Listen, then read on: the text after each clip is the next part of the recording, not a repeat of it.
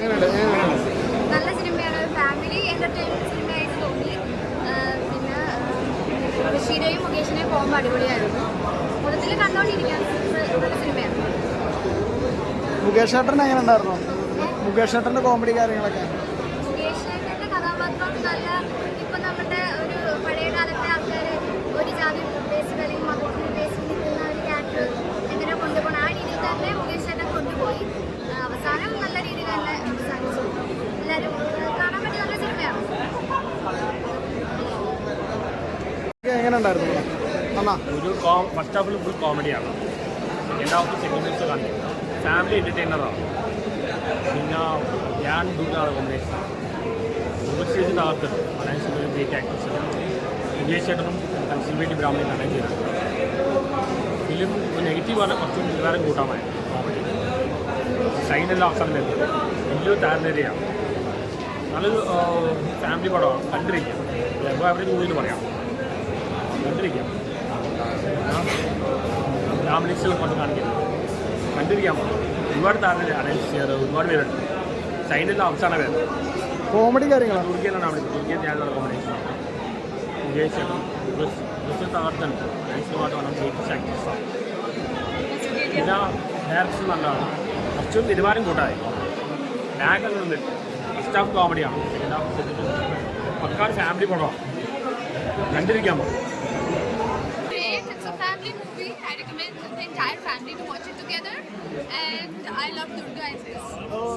Came here to appreciate. Nishad എന്ന് പറയുന്ന director നല്ല രീതിയിൽ ഇത് മേക്ക് ചെയ്തിട്ടുണ്ട്. ഇപ്പോൾ പിന്നെ പ്രത്യേകത എന്താണെന്ന് വെച്ചാൽ ഉർവശി ചേച്ചിയാണ് ഇതിൻ്റെ ഹൈലൈറ്റ്. നല്ല ഗംഭീരമായിട്ട് ഉർവശി ചേച്ചി അഭിനയിച്ചിട്ടുണ്ട്. എന്താണോ ആ സംവിധായകർ ഉദ്ദേശിച്ചത് അത് വളരെ കൃത്യമായിട്ട് ഉർവശി ചേച്ചി കൊടുത്തിട്ടുണ്ട്.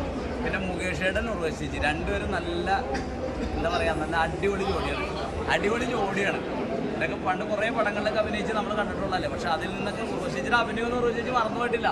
അപ്പോൾ അതിലും ഗംഭീരമായിട്ടാണ് ഈ പടത്തിൽ. പണ്ട് നമ്മൾ ഉർവശിച്ചിനെ എങ്ങനെയാണോ കണ്ടേക്കുന്നത് അതിലും വളരെ ഗംഭീരമായിട്ടാണ് ഉർവശിച്ചിൻ്റെ അത് അഭിനയിച്ചത്. മുകേഷ് ചേട്ടനാണെങ്കിലും അത്, ധ്യാൻ ശ്രീനിവാസൻ വേറെ ലെവല്, ഷൈൻ വേറെ ലെവല്, എല്ലാ ആർട്ടിസ്റ്റുകളും ഫ്രെയിമൊക്കെ അടിപൊളി. ലൊക്കേഷൻ പടം കണ്ടിറങ്ങുമ്പോൾ ഒരു ദുബായ് പോയി വന്ന് കറങ്ങി അടിച്ച് വന്നൊരു പ്രതീതിയാണ് സിനിമ ഇറങ്ങി. എന്തായാലും പടം വിജയിക്കട്ടെ, നല്ല സൂപ്പർ പടം. എല്ലാവരും സിനിമ മോഹികളൊക്കെ സിനിമ ആസ്വാദകർ വന്ന് പടം കാണട്ടെ, പടം വിജയിക്കട്ടെ. Thank you. പടം എന്ന് പറഞ്ഞു കഴിഞ്ഞാൽ അത് എം.എ. നിഷാദ് സാറ് ഒരുപാട് സീരിയസ് ആയിട്ടുള്ള വിഷയങ്ങൾ ചെയ്തിട്ടുള്ള ഒരാളാണ്. അങ്ങനെ സിനിമകൾ ചെയ്തിട്ടുള്ള ഒരാളാണ് അദ്ദേഹം. തികച്ചും വ്യത്യസ്തമായിട്ട് ഒരു കോമഡി സബ്ജക്റ്റ്, ഒരു ഫാമിലി ഓറിയൻറ്റഡ് കോമഡി സബ്ജക്റ്റായിട്ട് ചെയ്തേക്കാണ്. ഇത് ഫസ്റ്റ് ഹാഫ് കേരളത്തിലും സെക്കൻഡ് ഹാഫ് ദുബായിലുമായിട്ട് ചെയ്യാനായിട്ട് ശ്രമിച്ചിട്ടുണ്ട്. കാസ്റ്റിംഗ് കൊള്ളാം. പിന്നെ ഉർവശിയുടെയും മുകേഷിൻ്റെയും ഒക്കെ നല്ല അഭിനയമാണ്. പിന്നെ നമുക്ക് കുറച്ചുകൂടി ഓരോ കാസ്റ്റിംഗ് ആയിട്ട് ഓരോ ആൾക്കാർ, പഴയ ആളുകളെ കുറച്ച് പേരൊക്കെ ഇതിനകത്ത് കൊണ്ട് സീരിയൽ രംഗത്തുനിന്ന് സീരിയലിൽ മിനി സ്ക്രീനിൽ കാണുന്ന പല ആൾക്കാരെയും ഇതിനകത്ത് നല്ല സ്ക്രീൻ സ്പേസ് കൊടുത്ത് ചെയ്യാൻ സാധിച്ചിട്ടുണ്ട്. എന്നെ സംബന്ധിച്ചോളം പടം ഇഷ്ടപ്പെട്ടു, ഞാൻ എൻജോയ് ചെയ്തു. ഐറിൻ അറേബ്യ പടം ഒരു തിയേറ്റർ വാച്ചബിളാണ്. അതായത് ഒരു ഫാമിലി ഓറിയൻറ്റഡ് ആയിട്ടുള്ള ഒരു മൂവി. ആ ഫസ്റ്റ് ഹാഫ് എന്ന് പറഞ്ഞാൽ കോമഡിയും കാര്യങ്ങളൊക്കെ ആയിട്ട് നല്ല രസമായിട്ട് പോകണം, എൻഗേജിങ് ആയിട്ട് പോകണം പടം.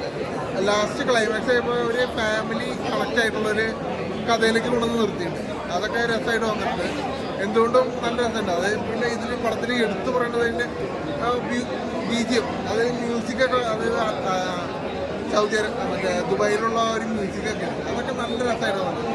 കുറേ ആലൻസിയറൊക്കെ നല്ല രസമായിട്ട് ചെയ്തിട്ടുണ്ട്. ആലൻസിയർ, അതേപോലെ തന്നെ ധ്യാൻ, ഉർവശി, മുകേഷ്, പിന്നെ